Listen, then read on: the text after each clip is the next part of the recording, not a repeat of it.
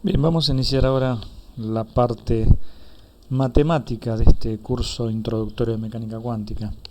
Como siempre, vamos a hablar lo que más se pueda desde la informalidad, digamos. No es un curso digamos, con rigurosa formalidad matemática. Entonces, para comenzar, vamos a hablar de lo que ustedes ya conocen, de las físicas anteriores, que son los vectores en física. Los vectores representan, como ustedes ya saben, magnitudes físicas, y esas magnitudes, como en este caso se muestra acá, las fuerzas aplicadas sobre un bloque, esas magnitudes tienen una intensidad, es decir, está representada por el módulo de este vector, ¿no? Aquí el vector es un segmento orientado, entonces la intensidad está representada por el largo de ese segmento, por decirlo de alguna forma, y además de intensidad, tiene una dirección, que es la dirección de la recta que contiene este vector, y tiene un sentido. Una vez que yo dibujo la recta que lo contiene, puede apuntar hacia un lado de la recta o hacia el lado contrario. Entonces el vector tiene estas características intrínsecas que son módulo, dirección y sentido. Bueno, claro, el problema es que cuando nosotros resolvemos un problema como este, por ejemplo, donde nos piden generalmente, encontrar qué aceleración tiene el bloque, nosotros no utilizamos el vector, o sea, la flecha, ¿no? Porque según la ley de Newton, la fuerza, que sería la suma de estas fuerzas aplicadas, la fuerza externa, es la masa por la aceleración. Pero cuando uno hace eso, no agarra los vectores, los traslada, como yo hice acá, los suma, me da esto, y mide el largo de esta flecha, y eso es el módulo de la aceleración. No hace eso. ¿Qué es lo que se hace? Generalmente uno no utiliza la flecha, ese vector, sino que utiliza lo que se llama una representación de ese vector. En estos problemas lo que uno hacía era poner un sistema de ejes cartesianos y simplemente descomponía a cada uno de estos vectores en estas dos direcciones.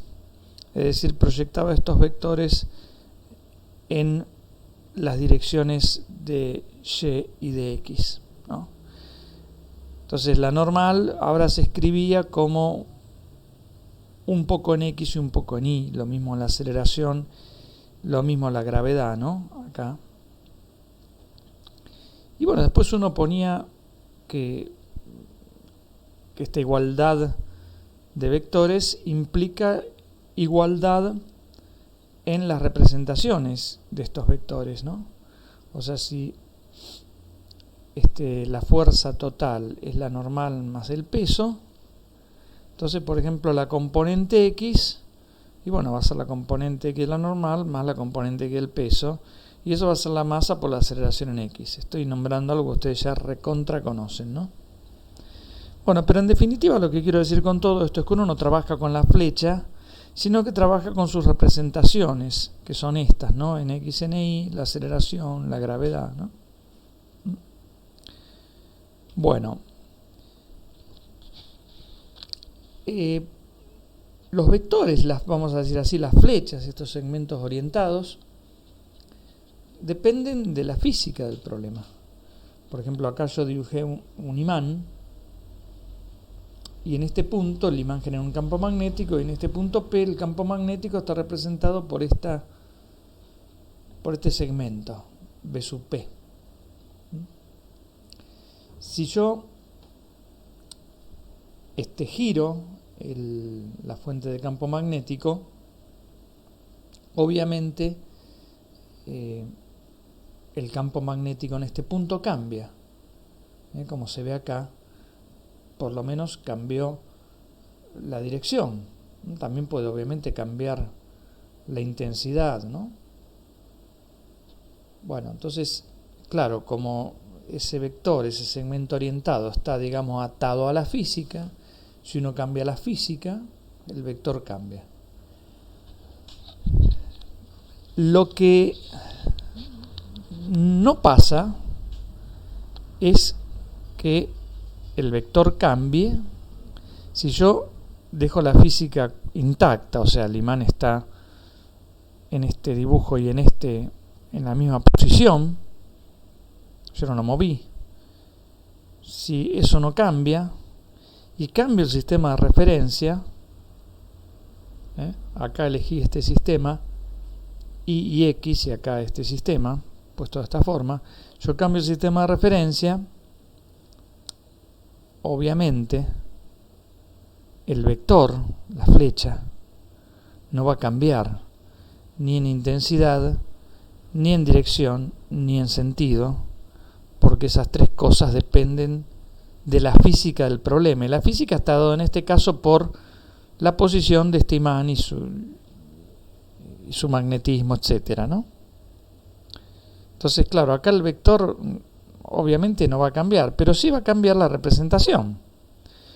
En este dibujo, este vector tiene dos componentes A y B, son estas, ¿no? A y B, distintas de cero, mientras que cuando yo cambio el sistema de referencia, sistema de coordenadas, bueno, estos números cambian, de A y B pasan a C y 0, ¿no? Porque esta flecha no tiene componente Y, tiene solamente componente X que vale C, ¿no? Bueno, o sea que el vector es el mismo, pero su representación sí cambia por haber cambiado el sistema de referencia. ¿Está bien?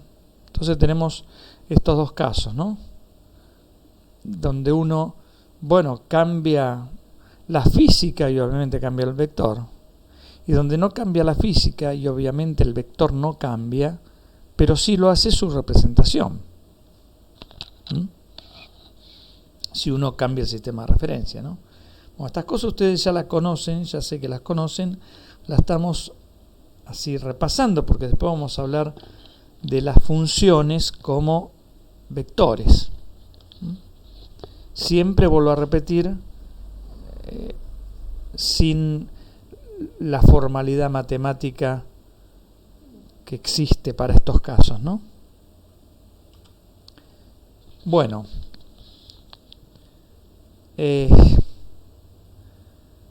como dije antes, el mismo vector entonces uno lo puede escribir con diferentes representaciones, ¿no? El vector es el mismo, la flecha está el vector B, ¿no? B corta, es una flecha que está acá, tiene el mismo largo y la misma inclinación que esta, y lo mismo acá, ¿no? El mismo largo, la misma inclinación, el mismo sentido. Pero, bueno, cambié el sistema de referencia, y obviamente entonces en un sistema lo escribo así, en otro lo escribo así y en otro lo escribo así.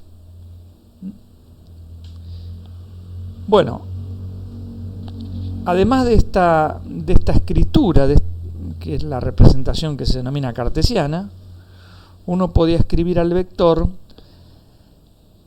en términos de versores, o sea, de vectores unitarios, que son estos, el I y el J, o sea, vectores que tienen módulo 1, ortogonales entre sí. Entonces yo acá, bueno, podía escribir al vector B como A en la dirección I más 0 en la dirección J, ¿no? Si estoy pensando en este sistema de referencia, X e Y. O lo podía escribir en este sistema de referencia, la base ahora es I' y J', ¿no? Esos versores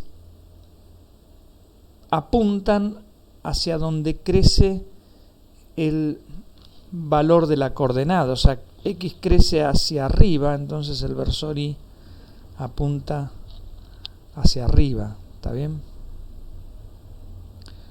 Bueno, acá hay un error porque el versor J en realidad debería apuntar para allá si la Y apunta para allá, ¿no? Bueno, acá está bien puesto, pero acá hay un error. J' debería ir apuntando para el otro lado porque es hacia donde crece Y, ¿no? Bueno, entonces el mismo vector lo puedo escribir como suma, combinación lineal de estos versores.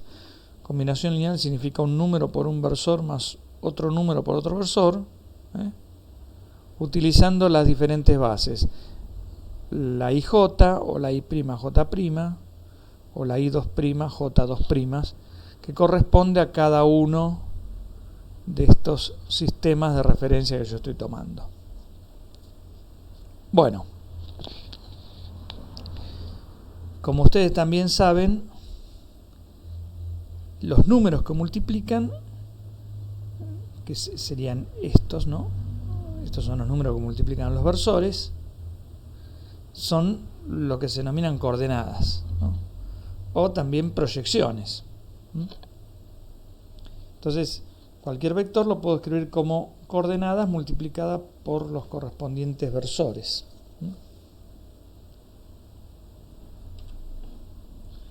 Bueno, ¿cómo se transforman estos?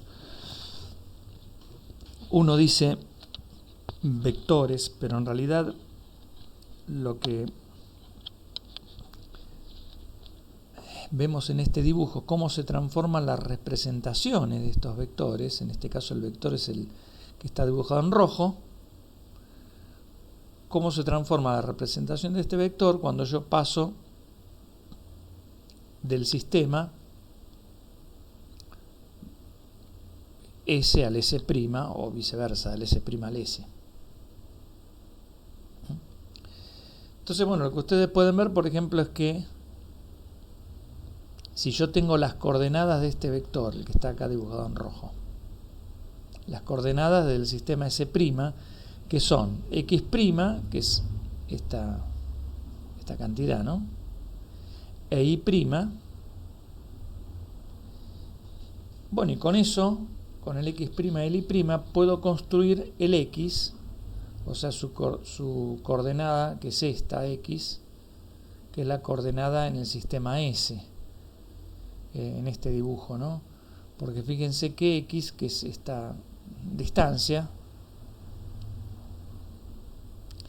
se puede pensar como toda esta distancia, que es X' coseno de tita, que es lo que puse acá, a la cual yo le resto este cachito, o sea, esto, ¿no? Pero esto, fíjense que es Y', o sea, esta cantidad Y', esto es Y', por el seno de este ángulo tita. Entonces, eso es X. Bueno, y algo similar puedo pensar para el caso de Y. Algo similar puedo hacer para el caso de Y. Y si ustedes lo hacen, háganlo, le va a dar esto. Bueno, de acá uno podría despejar X', Y' en función de X e Y. Y si lo hacen, le da esto que está acá. Entonces esto que está acá muestra cómo se transforman las coordenadas cuando yo paso del sistema S, donde las coordenadas son X e Y, al sistema S', donde las coordenadas son X', Y'. Y estas dos ecuaciones muestran el caso inverso, cómo se transforman las coordenadas desde el sistema S', que son X', Y', al sistema S, ¿no? Donde las coordenadas son llamadas X e Y. Entonces estas son las reglas de transformación frente a una rotación. Entonces si el vector, si la flecha representa algo físico, va a estar apuntando siempre para el mismo lugar, salvo que yo cambie la física. Pero si supongamos que yo no cambie la física, supongamos que acá hay un imán y este es el campo magnético que genera el imán en este punto, y yo no muevo el imán, no hago nada, la flecha no va a cambiar. Pero claro, si eso es cierto, si la flecha no cambia, o sea, si la flecha es lo que está atado a lo físico, lo que debe cambiar cuando yo roto el sistema de coordenadas son justamente las representaciones, o sea, los valores de las coordenadas, ¿no? ¿Está bien? Entonces, la entidad geométrica vector, el vector pensado como una flecha, obviamente no depende del sistema de coordenadas. Cuando uno dice eso, está diciendo que sus características intrínsecas, módulo, dirección y sentido, obviamente no se modifican si yo modifico el lugar desde donde mido, ¿no? Pero si eso es cierto, entonces lo que sí deben modificarse son sus coordenadas cuando hago ese cambio. Bueno, lo que estaba escrito antes, esta ecuación x' y' escrito así, se puede también escribir a través de una matriz de cambio de base de esta forma, ¿no? Las coordenadas x' y' se pueden escribir como esta matriz que se llama de cambio de base multiplicada por las coordenadas x e y, donde acá la multiplicación corresponde a la multiplicación de una matriz por esta n tupla, ¿no? En este caso una 2 dupla, ¿no? O una dupla, mejor dicho. Una 2 tupla o una dupla. Nosotros vamos a partir de ahora, si quieren, a escribir los vectores, o mejor dicho, sus representaciones, en forma de columnas, no así a lo largo, no como una fila, sino como una columna.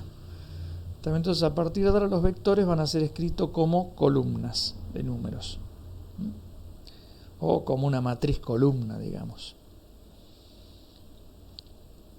Bueno, cuando uno ve vectores, también ve en el álgebra más elemental el producto escalar, que me permite calcular, por ejemplo, el ángulo entre dos vectores, por ejemplo, ¿no? Teniendo en cuenta que por definición el producto escalar es el módulo de uno de los vectores por el módulo del otro vector por el coseno del ángulo entre los dos vectores. El producto escalar generalmente, ustedes lo vieron siempre así, con el puntito ¿no? Pero a partir de ahora también nosotros vamos a utilizar esta otra notación que se llama notación de Dirac. Entonces esto va a representar el producto escalar entre B y W. Estoy hablando de vectores de Rn que ustedes vieron, que ya conocen y con los cuales ya trabajaron durante mucho tiempo, ¿no? En todas las materias de física. Entonces, otra de las cositas, bueno, ya lo dije, los vectores, o mejor dicho, sus representaciones, se van a escribir así como un vector columna. Estoy en R3, bueno, el vector B tiene componente en la dirección X, en la dirección Y, en la dirección Z, si estoy trabajando en un sistema cartesiano, pero a estas componentes también las voy a llamar, en vez de Bx, By, Bz, B sub 1, B sub 2 y B sub 3. ¿Está bien? Bueno, ustedes también ya saben que el producto escalar, además de calcularlo como antes, el módulo de uno por el módulo del otro, por el coseno del ángulo, también se puede calcular utilizando las componentes de los vectores, ¿no? La primera componente de uno de ellos por la primera componente del otro, más la segunda componente con la segunda componente, ¿no? Más la tercera componente con la tercera componente. Es decir, es esta suma que corre sobre el índice i de las componentes. Pero también uno lo podría pensar, pensando en el producto de matrices, bueno, como la matriz esta, la matriz fila, B1, B2 y B3, multiplicado por la matriz columna W1, W2 y W3.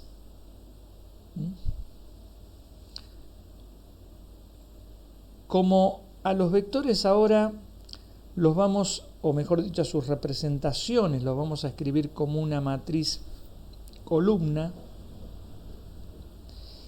esto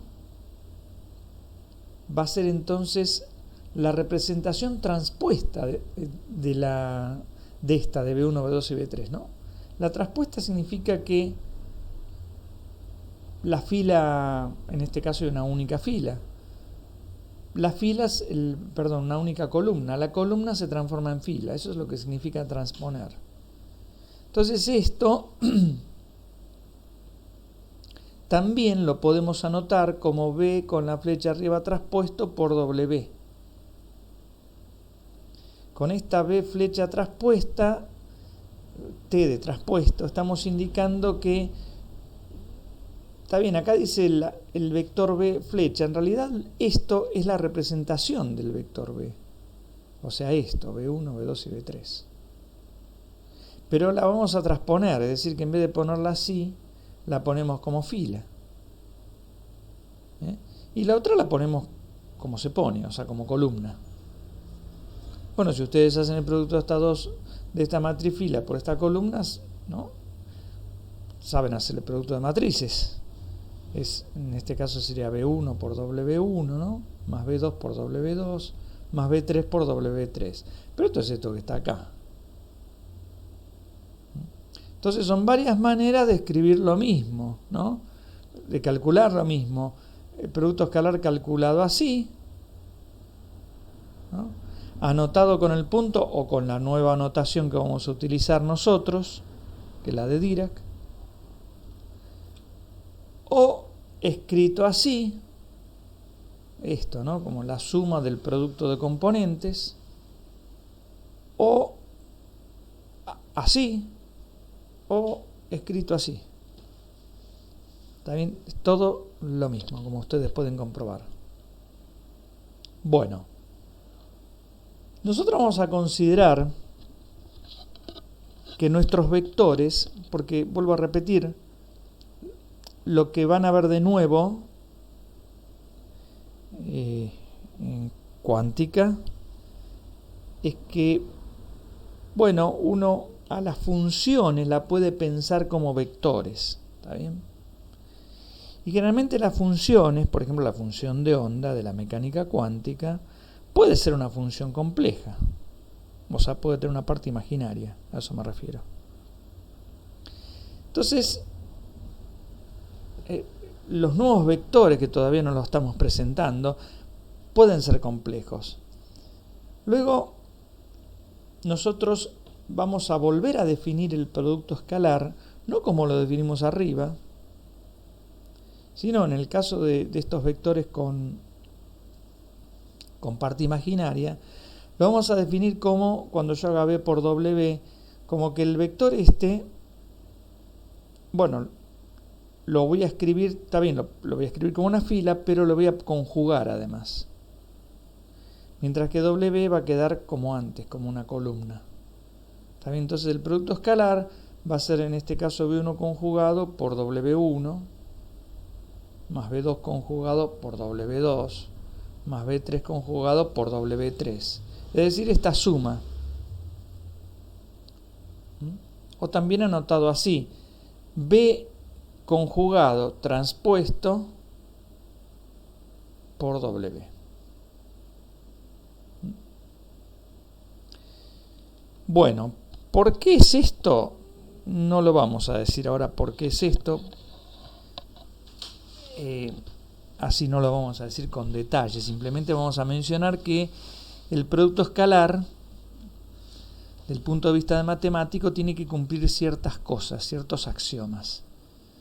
Y para que cumpla esos axiomas, cuando se trata de vectores complejos tiene que ser escrito de esta manera. Nosotros dijimos que vamos a empezar utilizando la notación de Dirac, y fíjense que vamos a pensarlo también de esta forma. Este producto escalar lo vamos a pensar como, vamos a decirlo así, la contracción de B escrito así con W escrito así. O sea, si yo contraigo esto con esto, es como que pongo esto acá adelante y en vez de tener dos liñitas dejo una sola, o sea, llego acá.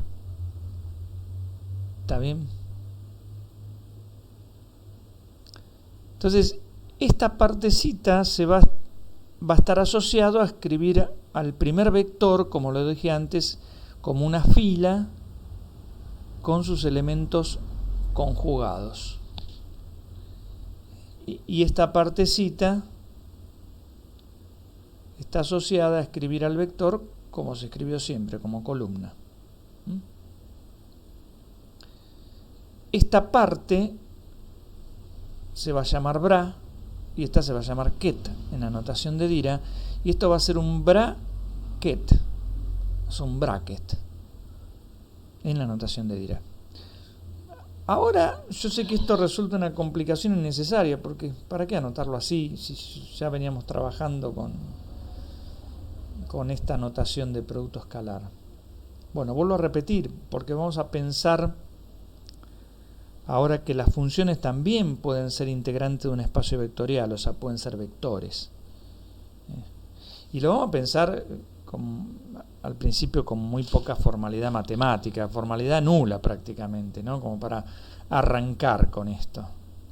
Después vamos a ir complejizando, pero déjenme empezar así con los dedos, porque si no, creo que no se va a entender nada. Bueno, entonces por ahora es una cuestión de notación, ¿no? De convención de notación. Bueno, en vez del punto lo voy a escribir así, a esto lo voy a llamar bra, o sea, a esto le voy a llamar bra, a esto que está acá le voy a llamar ket, ¿no? A este W lo voy a llamar ket. Y estas cosas, el bra va a representar, como decir, un vector escrito como fila, un vector fila, y este ket va a representar un vector escrito como columna, o sea, un vector columna. Y pensado así, bueno, cumplo con la definición nueva de producto escalar, ¿no? Si ustedes hacen esto multiplicado por esto, como esto es una matriz fila por esta matriz columna, les da esto. Y esta es la nueva definición que vamos a tener de producto escalar. Bueno.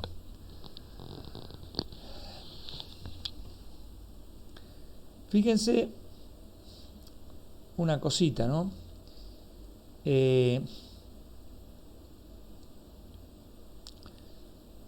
Si dos vectores son ortogonales, o sea, están a 90 grados, su producto escalar da 0, ¿no? Dos vectores a 90 grados, el producto escalar da 0 porque el coseno de 90 grados, que es el ángulo entre los dos vectores, es 0. Bueno, eso es por un lado.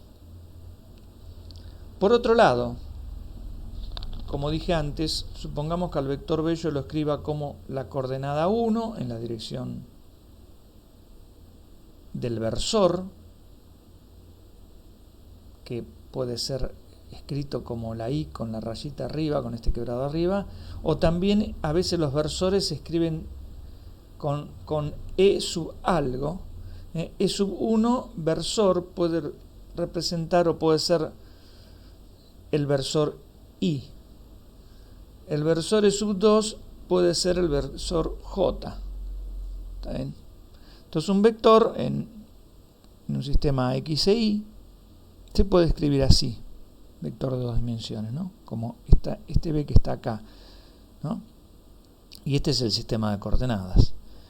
La coordenada X y la coordenada Y. que también a veces en vez de X la llamo X1 y en vez de Y la llamo X2. La voy a llamar así. ¿Está bien? Entonces fíjense, si ustedes multiplican escalarmente el versor, piensen que este es el versor Y, multiplicado por el vector, es decir, lo que vamos a anotar así con el bracket, esta es la nueva notación de producto escalar. Si hacen esto, bueno, están haciendo esta cuenta, porque el vector B se escribe como un número por una de las bases más otro número por la otra base, pero el producto escalar es distributivo, es decir que yo voy a sacar B1 afuera y voy a hacer E1 escalar E1, o sea, esto. Que también lo podría haber escrito con el bracket. Ahora lo escribí otra vez con el punto. Estoy mezclando bracket y punto para que ustedes se vayan habituando a eso. En algún momento no vamos a usar más el punto y vamos a usar solamente el bracket. Entonces, vuelvo a repetir. El producto escalar cumple una serie de axiomas y uno de esos axiomas que cumple es como esta propiedad distributiva. El producto escalar entre este vector y esta suma de dos vectores, porque a la larga E1 y E2 son vectores también, es distributivo. O sea, el número no es un vector, sale afuera, acá B1 sale afuera, y me queda el producto escalar de este con este, el producto escalar de este con este. Que esto también lo podría haber anotado BRA1 rayita ket E1, ¿no? Y acá este por este, B2 E1 por E2. Pero ¿qué es lo que pasa? Dijimos que si nosotros utilizamos una base ortogonal, que es lo que vamos a hacer nosotros generalmente, si nosotros utilizamos una base ortogonal, bueno, los versores, el producto escalar de dos versores de la base, ya saben que es 0, ¿no? Si yo tomo versores distintos, ¿no? Obviamente, el versor Y multiplicado por el versor Y me da 1. ¿No? Eso sale de la definición esta, ¿no? El versor Y por el versor Y es el módulo del versor Y, que vale 1, por el módulo del versor Y, que vale 1, por el coseno de 0 grado, porque el ángulo entre el versor y el mismo vale 0 grado. O sea que E1 escalar E1 me da 1 solamente sobre BB1, que es lo que yo a veces llamo BX, ¿no?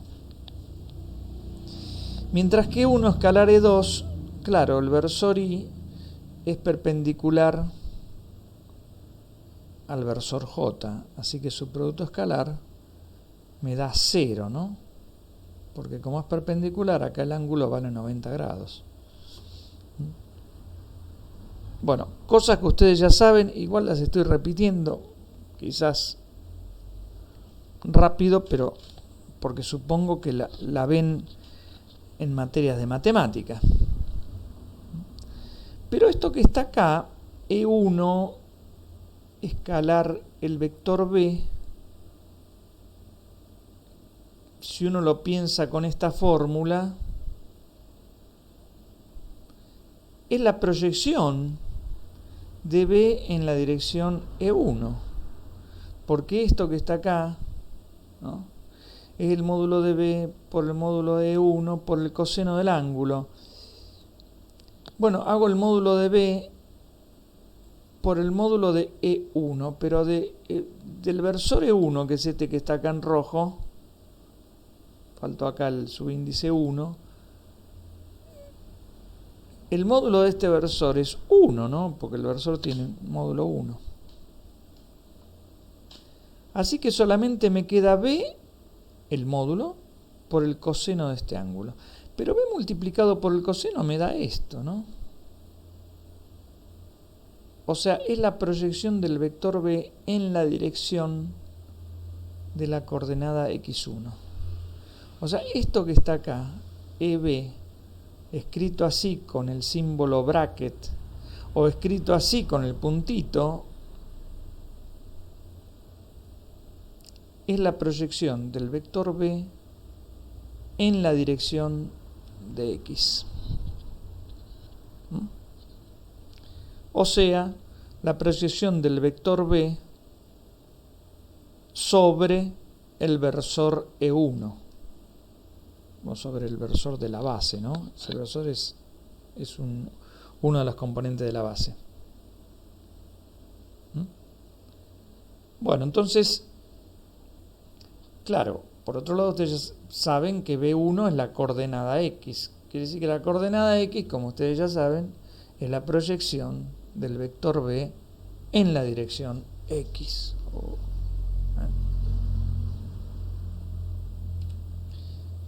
Entonces, claro, el vector, si generalizo a 3 dimensiones, lo puedo escribir entonces así, ¿no?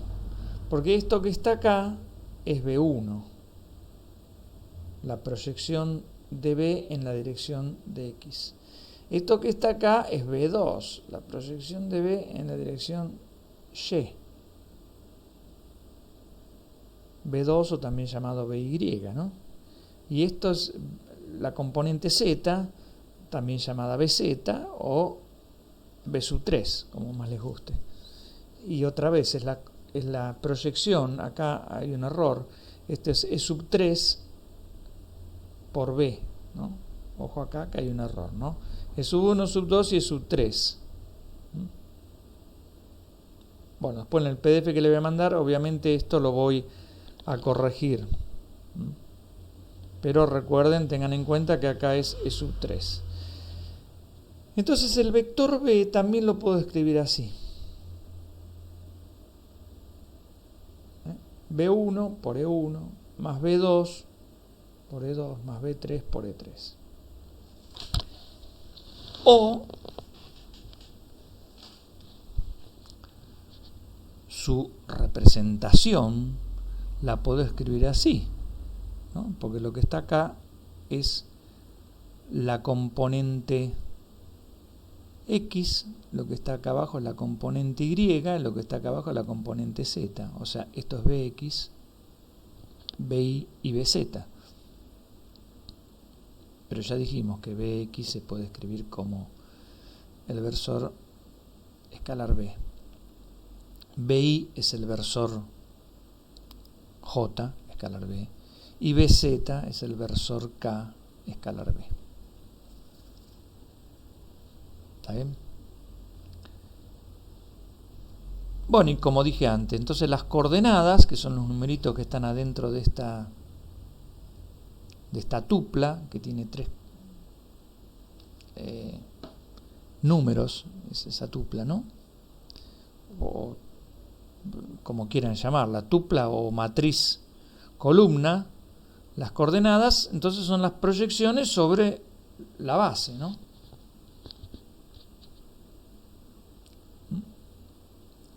Bueno, digo esto porque, vuelvo a repetir, lo voy a usar cuando hable de las funciones pensadas como vector. Y hablando de eso, y ya para ir finalizando, uno se podría preguntar cómo puedo pensar a una función como un vector. ¿Cómo lo puedo hacer eso? Bueno, vuelvo a repetir, lo que estoy diciendo tiene formalidad matemática 0, nula, ¿no? Nula formalidad. Después vamos a ir formalizando, pero primero quiero dar así una idea muy con los dedos. Yo podría pensar en lo siguiente. Supongamos que mi función es esta que está acá en punteado. Y tiene puntos, ¿no? Que son los valores de la imagen, ¿no? XA me da psi en XA, ¿no? XB me da psi en XB. Entonces yo lo que podría hacer es pensar que existe un espacio de infinitas dimensiones. En este caso, yo dibujé acá solamente dos direcciones, la que está relacionada con lo que vale psi en xb y la que está relacionada con lo que vale psi en xa, ¿no? Y esta función, que supongamos que mi función, obviamente que eso no es función, ¿no? Pero supongamos que mi función sean estos dos puntos. Bueno, yo podría agarrar y representar a esta función, que son los dos puntos, como este vector. O sea, la intersección entre psi en xa y psi en xb. Y esto que está acá podría ser una representación de eso. O sea, mi función vector, se puede representar como una columna donde yo voy poniendo en cada lugarcito todos los valores que toma la imagen de la función. Todos los valores que toman la imagen de la función.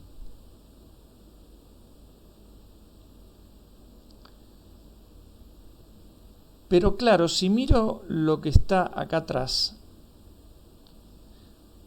yo pienso en los vectores comunes, resulta que las coordenadas, o sea, los números que yo pongo acá, son las proyecciones del vector b sobre la base, ¿no?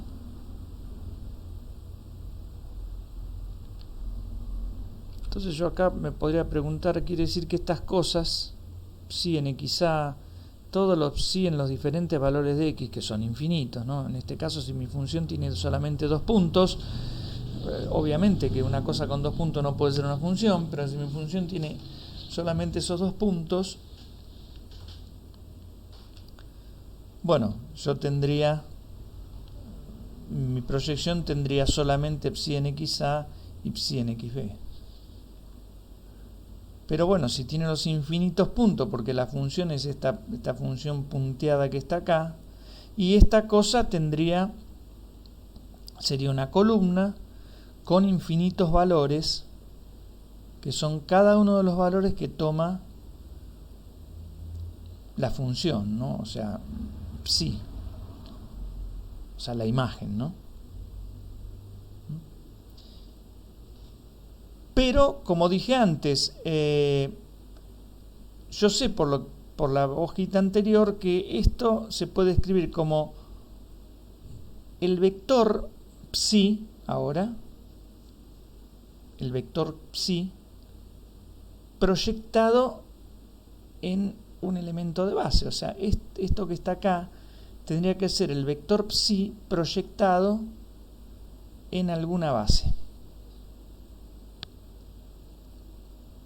Lo mismo el siguiente valor, ¿no? Y así todos los infinitos tendrían que ser psi proyectados en alguna base. Entonces, bueno, ahí vamos a dejar ahí. Lo que yo me pregunto ahora es, ¿en qué base? ¿No? Me empiezo a preguntar dos cosas, porque ahora mis vectores,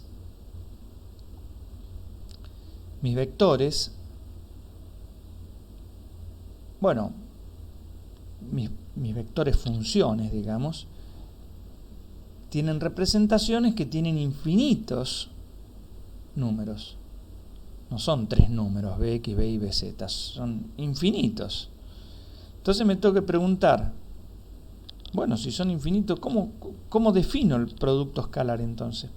Porque antes, cuando tenía una cantidad finita de números, el producto escalar era una suma, ¿no?, del producto de las componentes. ¿Cómo se definirá ahora en el caso de tener una cantidad infinita de números? Eso es por un lado. Y por otro lado, lo que dije antes, esto que está acá, psi en xa, es la proyección de psi en qué base. pensando en esto, ¿no? Esto es Bx. Bx es la proyección de B en la base I del versor I, ¿no? O también llamada E1. Entonces esto es psi en qué base. ¿Cómo se escribe esa base? Bueno, ¿y cómo defino el producto escalar? Acá no solamente hay infinitos números, sino que hay un problema más grave que eso. Que este conjunto es un conjunto de lo que se denomina denso. No puedo encontrar el consecutivo a psi en xa porque tendría que decir, bueno, ¿quién es el número consecutivo, el que está al lado de x sub alfa? Eso no existe, ¿no? Supongamos que x son los números reales, ¿no? En este eje yo pongo números reales. ¿Cuál es el número que está más cercano a este valor? Y no existe, porque si yo digo el número más cercano, no sé, x sub alfa, supongamos que valga 3. El número más cercano es 3,0001. Pero eso es falso, porque entre 3 y 3,001 puedo encontrar un número que está en el medio. Entonces, esta agrupación de números no solamente es infinita, sino que es densa. Quiere decir, yo no puedo decir, bueno, a continuación de este sigue este. No puedo decirlo, como no puedo decir el número real que continúa, el número 3 es el número tanto, y decirlo, no lo puedo decir eso. Bueno, entonces por ahora dejamos acá. La clase que viene vamos a seguir con este tema. Vuelvo a repetir, con formalidad nula, si lo ven matemático se espanta, pero creo que si uno lo pone con la formalidad que lo tiene que poner de entrada, se entendería menos todavía. No digo que ahora se entienda todo y bárbaro, pero se entendería menos. Bueno, entonces será hasta la próxima.